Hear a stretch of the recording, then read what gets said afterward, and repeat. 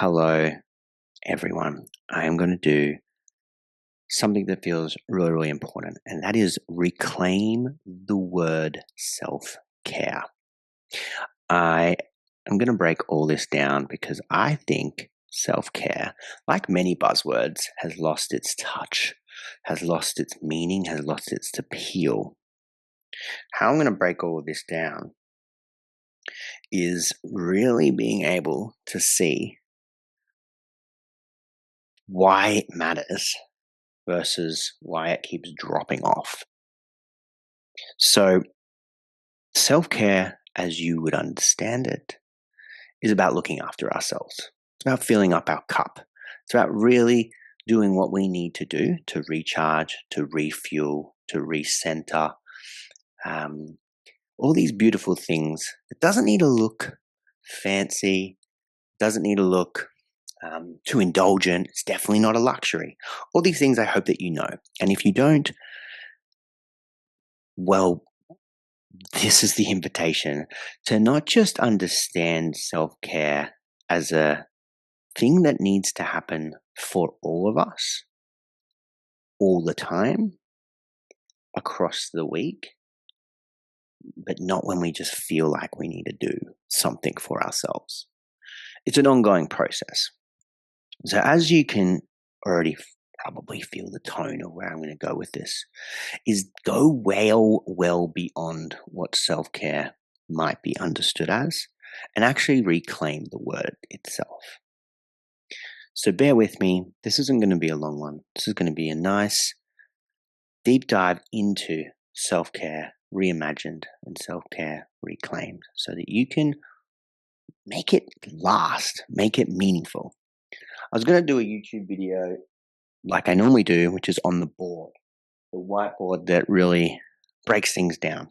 But I'm not going to do that today. We're going to start from the top, which is about self-care has to mean something more than looking after ourselves. Because the activity itself, whatever that self-care activity might be, whether that is emotional, physical, spiritual, whether that is outside, inside, whether that is hobby, whether that is with others, whether that is with self. Those are the activities, and those are great. So for me, that looks like connection with my friends and family. It means cooking something delicious once a week. It looks like singing and dancing every day, listening to music. It means meditating 5 days a week. It means really what I want it to mean that fills up my cup. So those activities are great. And we will get pretty far just leaving it at that. You might be someone that does a pretty good consistent routine where you've got a lot of those things down pat that you need to do to help yourself move, help yourself feel good, to refuel and to fill up the cup. You might be someone that's actually inconsistent around some of that, and maybe there's some cracks, or it's the first thing to go. I know for some people that I speak with, they do yoga, and yoga is this beautiful practice that is about coming down onto the mat, being with themselves, one breath, one movement. It's good for their mind, it's good for their body, it's connecting to self. But it's the first thing that goes when they get stressed, which is just redundant. That literally makes no sense. The sense to make of it is we prioritize something else because we make it mean more. We make it more important. So why things become inconsistent, we're talking about complacency, we're talking about I'll do it later, is because of a few reasons. The first, I'm going to explain through talking about the most effective resource, program, course that has helped not only me, but every single one of my clients or friends that are willing to listen to being the foundation of their whole personal growth and their whole healing journey. And that is my non-negotiable self-care program. It is nothing fancy. It is nothing original. It is just getting it non-negotiable. If you're interested in that, it's definitely free. It's definitely accessible.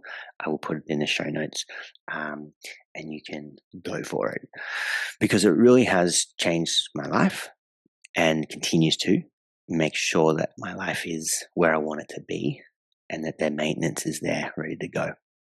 It's also been the thing that's changed drastically other people's lives in the most transformative way compared to all the different things that we might do in the therapy process, like process trauma. This is still the underdog of all of it because it is that. It's that undercurrent. It's the foundation. So getting non-negotiable about your self-care starts to change it. And this is how I want to start reclaiming it. Non-negotiable self-care means that you don't negotiate on it. It has to happen. How we make something non-negotiable is when we don't do it in the week, for example, we notice, right? We notice the shift. We notice the change. We notice the mood. We notice the old coping mechanisms come back up. We notice the fuck it's, right? When it's non-negotiable, it means something different. Now, I probably have 100 different things that I could do or name for self-care. But the way the non-negotiable self-care works is it's the top 6. Bone broth is not one of them, which I'm just going to take a sip of.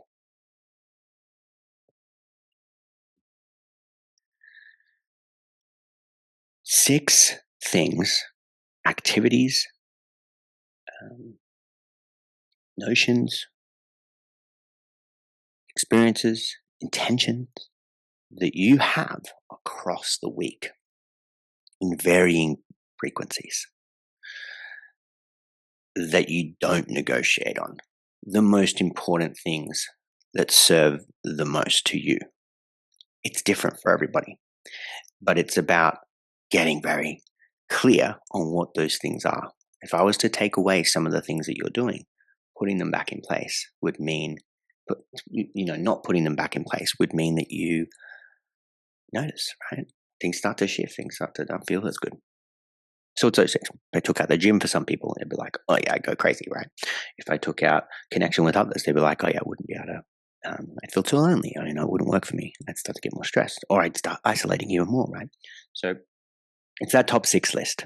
The frequency is around making sure that there's at least 1 or 2 of those things happening every single day across the 7 days.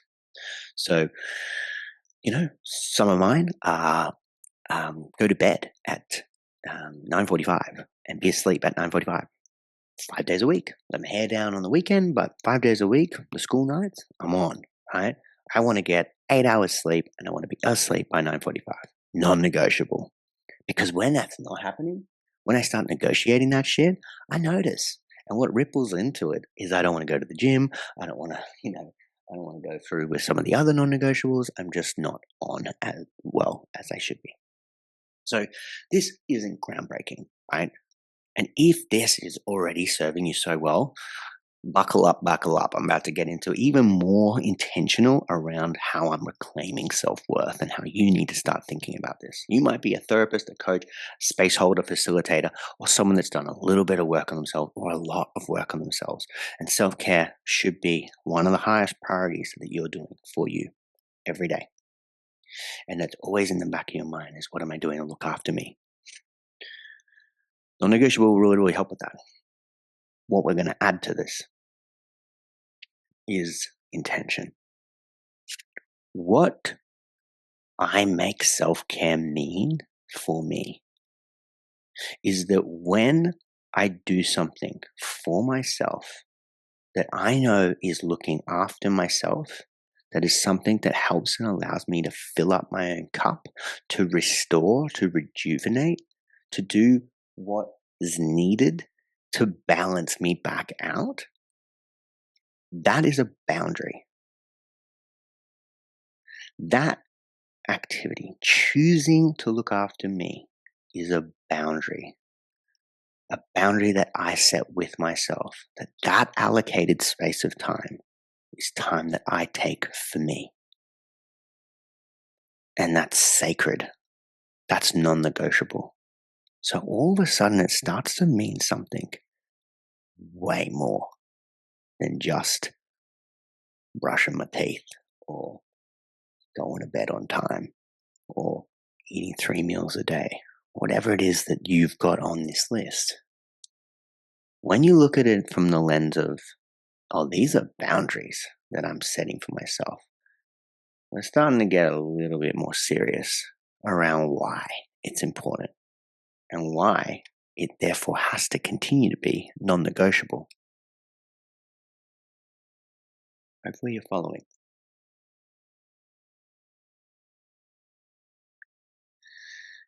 From there, a lot of work that I do in a trauma space is help people reduce their shame.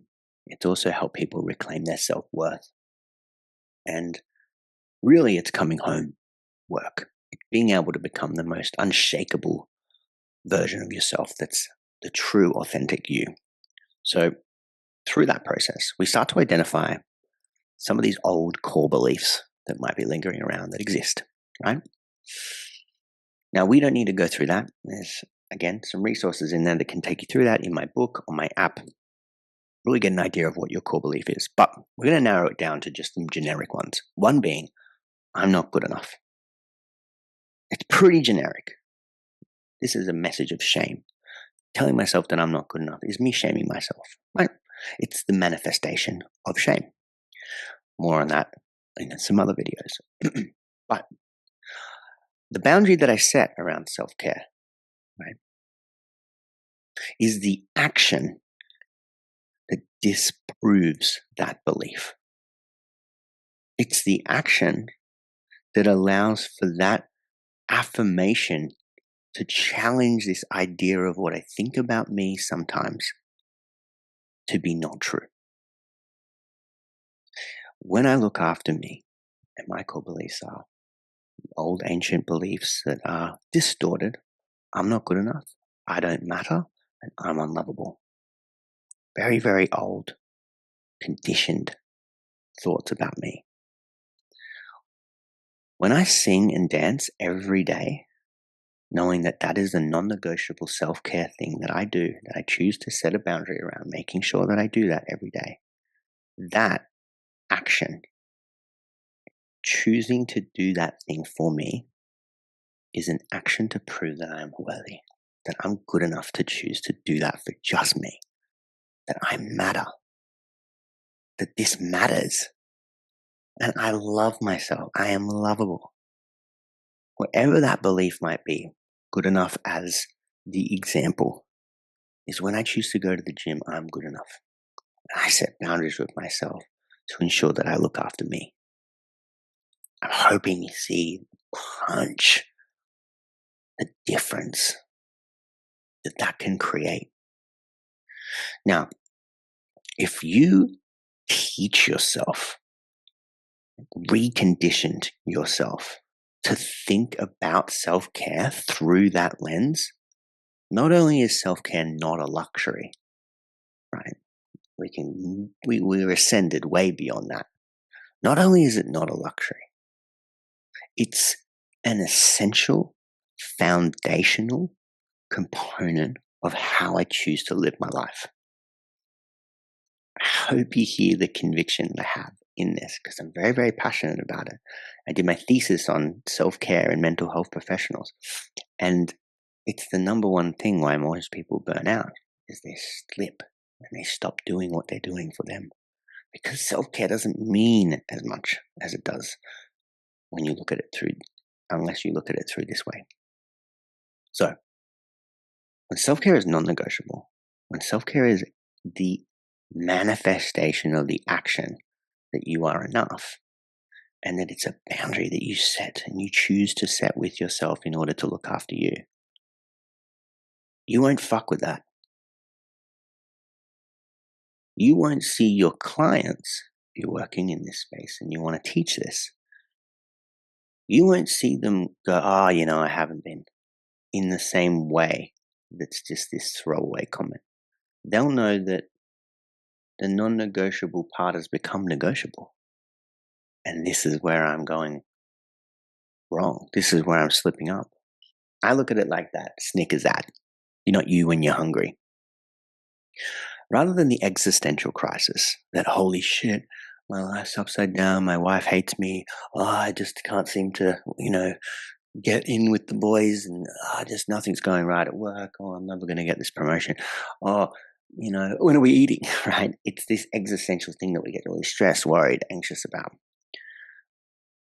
When I look at it through this lens, my go-to is, have I been doing my non-negotiable self-care first? Have I been eating the Snickers, right? I would soon rather go there and look at, you're right, I didn't sleep well and I skipped the gym. And that's why I'm being a dickhead, right? That's why I feel moody. That's why I'm just not on.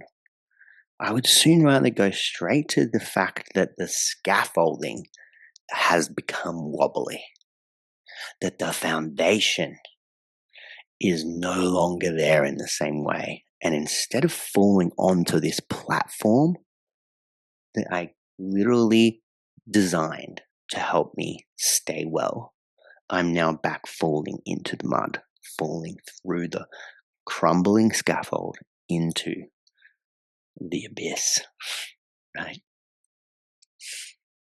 This is the platform. This is the foundation. This is safety and stability work. This is devotional nurture for you, and it's fundamental.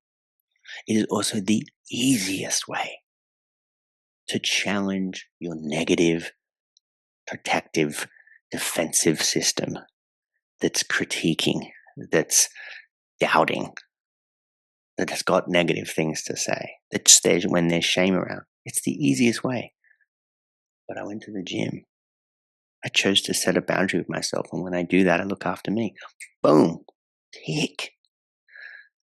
Everyone in my programs and everyone in my clinic, we have laminated non-negotiable self-care lists that, again, you can tick off, rub off at the end of the week and start them again. And it's an editable document. Sometimes jumping in the oceans on mine, and then sometimes it's not, right?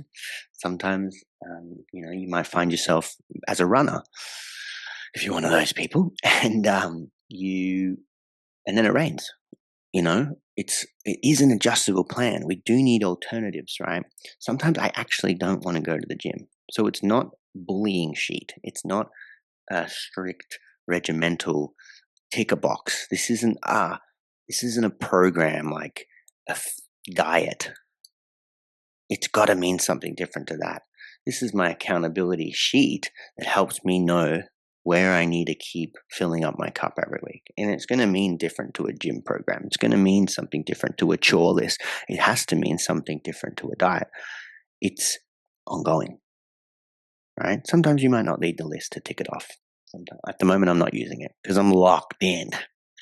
So I'm locked into knowing that I need to do my self-care every day.